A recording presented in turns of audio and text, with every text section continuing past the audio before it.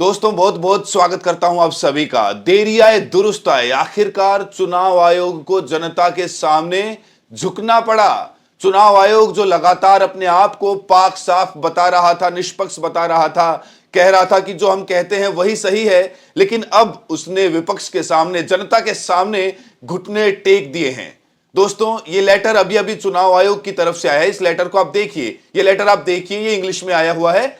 वैसे तो इस लेटर में बहुत सारी बातें कही हैं, लेकिन इस लेटर की जो सबसे बड़ी बात है वो ये कि सही समय पर मुद्दा उठाते तो समाधान हो जाता। यहां पर एक रिग्रेट जाहिर किया है चुनाव आयोग ने।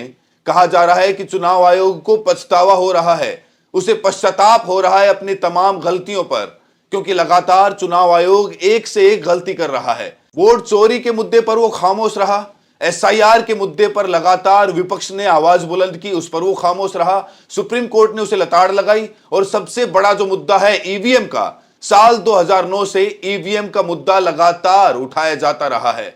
तो चुनाव आयोग ने जिस तरीके से यह बयान दिया है, कहा जा रहा है कि चुनाव आयोग अब डर गया है, और चुनाव आयोग का इस तरह से डरना अच्छा है, क्योंकि लोकतंत्र में जनता ही सर्वोपरि है, और जितना ज्यादा विपक्ष मजबूत होगा लोकतंत्र भी उतना ज्यादा मजबूत होगा। बड़ा सवाल यह है कि जब चुनाव आयोग के सामने पॉलिटिकल पार्टियां अपने मुद्दे उठाती हैं तो फिर वो तुरंत समाधान क्यों नहीं करता है। ईवीएम के मुद्दे पर कितना ज्यादा आंदोलन हुआ, देश की जनता चीख चीख कर कह रही है कि ईवीएम से चुनाव नहीं होना चाहिए, बैलेट से चुनाव कराना चाहिए।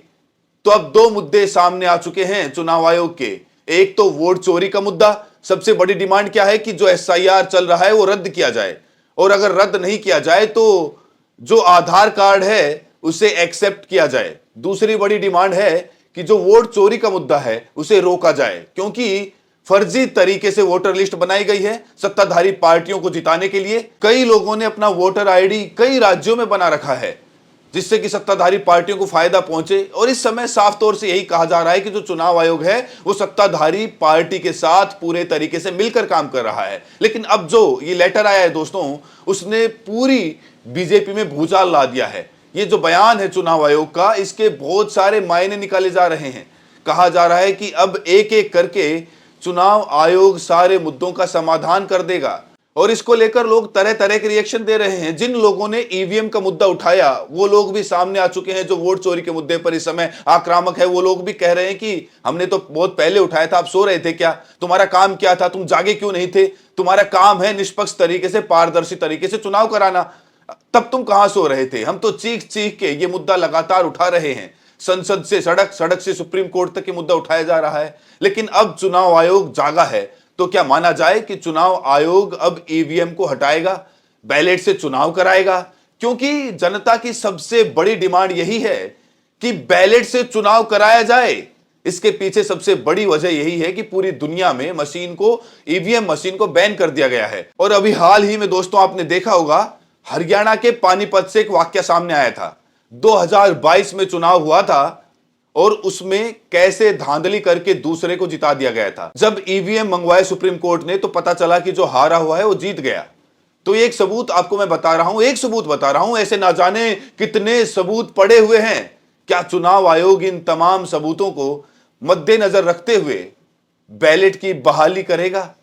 सही समय पर मुद्दा उठाया गया है ईवीएम का, सही समय पर मुद्दा उठाया गया है वोट चोरी का, सही समय पर मुद्दा उठाया गया है एसआईआर का। तो चुनाव आयोग अपनी जिम्मेदारियों से भाग नहीं सकता है। चुनाव आयोग को एक जिम्मेदार लोकतंत्र के प्रहरी के रूप में काम करना चाहिए। लेकिन अभी आरोप लग रहा है कि चुनाव आयोग बीजेपी के साथ कुछ ज्यादा ही नजर आ रहा है, बीजेपी के पक्ष में जाता हुआ दिख रहा है। उसका सबसे बड़ा एग्जाम्पल यह है कि जब राहुल गांधी ने वोट चोरी का मुद्दा उठाया तो राहुल गांधी से चुनाव आयोग ने कहा कि अब आप हलफनामा दो या फिर माफी मांगो। लेकिन जब मोदी के प्रिय नेता गोली मारो डॉट डॉट वाले, याद होंगे आपको, अनुराग ठाकुर, तब इन्होंने 6 विधानसभा लोकसभा सीटों का एक डेटा दिया तो चुनाव आयोग इस पर खामोश हो गया। चुनाव आयोग ने इनको लेकर कोई बयान नहीं दिया कि अनुराग ठाकुर अब आप भी हलफनामा दो, आप भी माफी मांगो।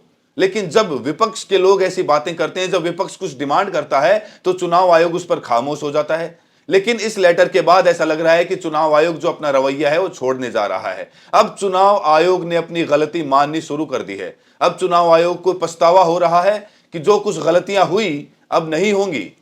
तो लोग अब चुनाव आयोग से 3 डिमांड यही कर रहे हैं कि जो एसआईआर है उसे रद्द करो, बैलेट से चुनाव कराओ, बैलेट पर फैसला ले लो, और जो वोट चोरी का मुद्दा है, जो लोग भी जिम्मेदार हैं उनके खिलाफ सख्त से सख्त कार्रवाई की जाए। चुनाव आयोग को लोगों ने कितने सारे सबूत दिए दोस्तों, बहुत सारे सबूत चुनाव आयोग को दिए गए। लोग कह रहे हैं कि सही समय पर सुप्रीम कोर्ट संज्ञान ले लेता या ईवीएम के साथ वीवीपैट को गिनती करा लेता, चुनावी गड़बड़ियों पर एक्शन लेता तो समाधान हो जाता।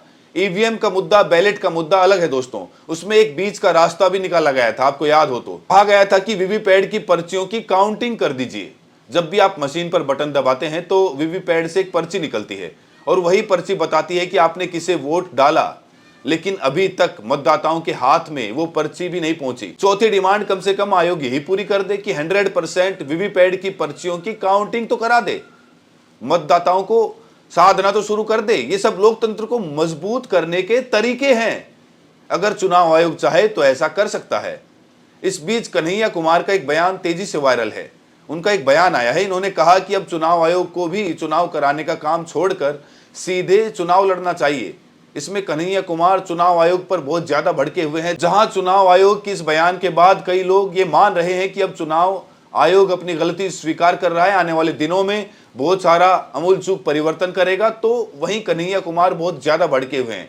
कन्हैया कुमार के एक बयान से लग रहा है कि वो चुनाव आयोग से संतुष्ट नहीं है और चुनाव आयोग जिस तरीके से पैंतरेबाजी कर रहा है ये उसकी पैंतरेबाजी से वाकिफ हैं।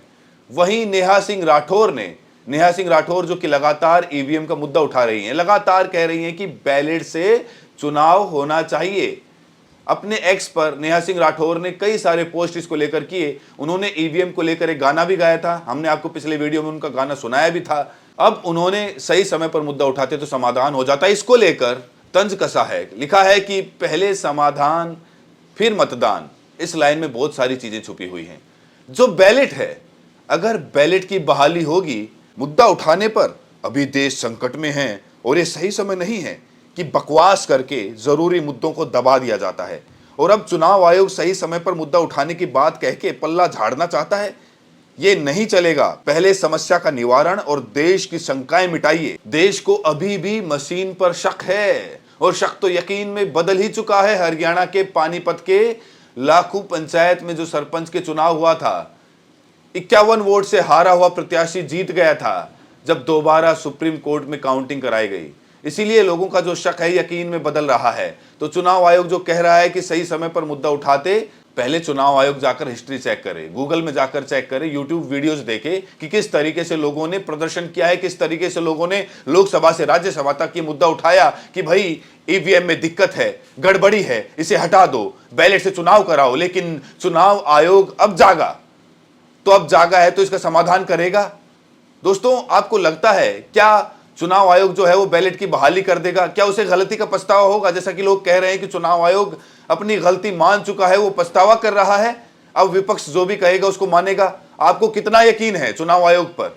और चुनाव किससे होना चाहिए, बैलेट से या फिर मशीन से? क्योंकि पीडीए के पास एक वोट ही तो सबसे बड़ा अधिकार है।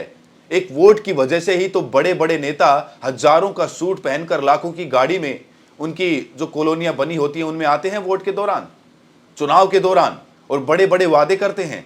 अगर वोट का अधिकार ही छीन लिया जाएगा तो क्या वो महंगी महंगी गाड़ियों से, बड़े बड़े सूट पहनकर वहां पर झुग्गियों में आएंगे?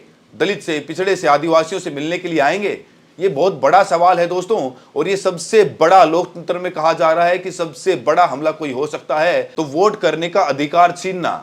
जी हाँ, लोकतंत्र में इससे बड़ा हमला कोई हो नहीं सकता है। और ये बड़े गर्व की बात है कि हमारा देश सबसे बड़ा लोकतांत्रिक देश है। लेकिन आज इस लोकतांत्रिक देश में जिसके 4 पिलर होते हैं, चौथा पिलर मीडिया तो पूरी तरह से निस्तेनाबूद हो चुका है, जो कि लोकतंत्र को नीचे धसाने का काम कर रहा है। आप सब जानते हैं ये मुद्दे जो टीवी मीडिया है वो कभी नहीं दिखाएगा। हमेशा जनता के अधिकारों को कुचलने वाले जो मुद्दे होते हैं उन पर कभी बहस नहीं करवाएगा, क्योंकि वो सरकार के साथ मिली भगत करके अपनी जो पत्रकारिता है, जो दलाली है वो कर रहा है। गोदी मीडिया के बारे में आप सब जानते हैं। बाकी आपका क्या सोचना है? आप किस इलाके से ये वीडियो देख रहे हैं और आपके इलाके में मीडिया दुरुस्त है या फिर नहीं है? चौथा पिलर जो है वो सुरक्षित है कि नहीं है? कमेंट सेक्शन में अपनी प्रतिक्रिया जरूर दें। बहुत बहुत शुक्रिया।